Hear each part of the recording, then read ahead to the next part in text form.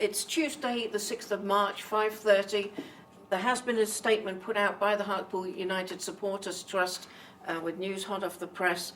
Let's get it from the horse's mouth. What exactly has happened? We've had a veil lifted by the consortium.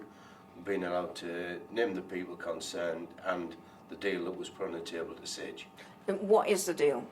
The deal is the consortium needs 1.8 million to undertake a business plan for the next 3 years in the club. We believe that money will keep the club going for the next 3 years, and during that next 3 years, we've got a business plan where we can make the club self-sufficient, so we don't end up in this situation again. Has there been any thought given to the repayment to Sage, or is that definitely not going to happen? Yes, there has been, but I think what's being looked at is sensibly how much would have Sage got if administration come. And it's a small percentage. We don't know the full details of how much, but we do know that as the club prospers, Sage will make the small payments be made back to Sage. Okay. Now, our knights in shining armour, Jeff Sterling and Raj Singh. Obviously, everybody knows Jeff.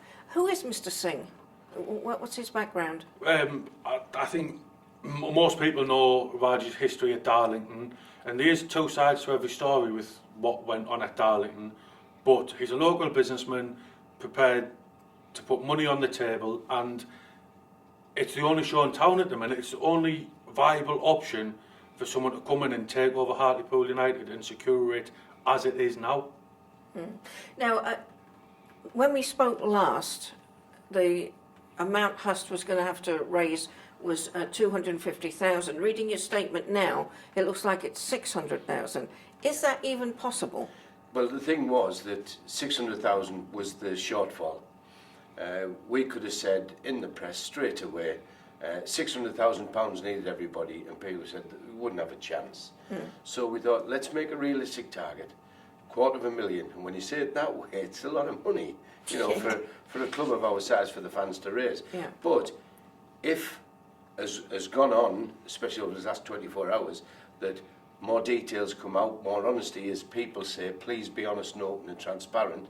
We always have tried to be. Yeah. But now these are the first figures we've been allowed to crack on with, and it's been well received, and we just hope that this 250,000 we reach, and if we can get beyond that, but we have to look at other ways as well, which we do in the background, and yet again, it's on the QT.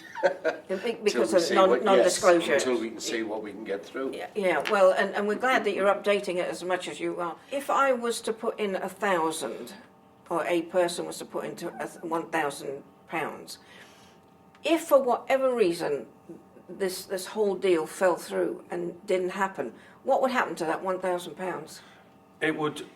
It would stay in the trust account, and it'd be, say the club goes into administration and someone else comes in and they want to form a consortium, the trust would again look at joining that consortium, or it would go towards, worst case scenario, the formation of a Phoenix club.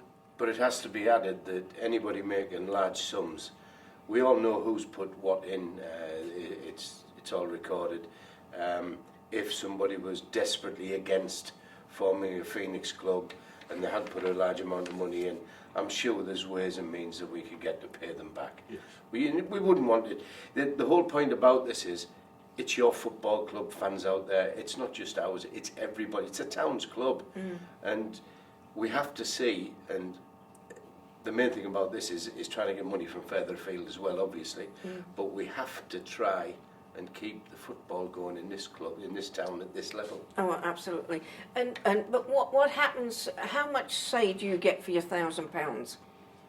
What do you get one seat on the board, right? Well, they say a seat on the board. There might only be 3 people on the board. But the thing is, we will definitely have a place at the table, and it'll have to be an elected representative. And I'm sure that anybody within the trust, or fans, especially a big benefactor, can always say, well, can you please find out about this? Can you please ask this? And it'll go that way. It'll all be administered and run through the trust. So at the minute we're a voice of 1,100 fans. So if we can grow the membership and 1,500, 2,000, that one person on the board will represent 2,000 Voices. fans. Yes. Yeah, Yeah. that's it. Okay. How optimistic are you at this point?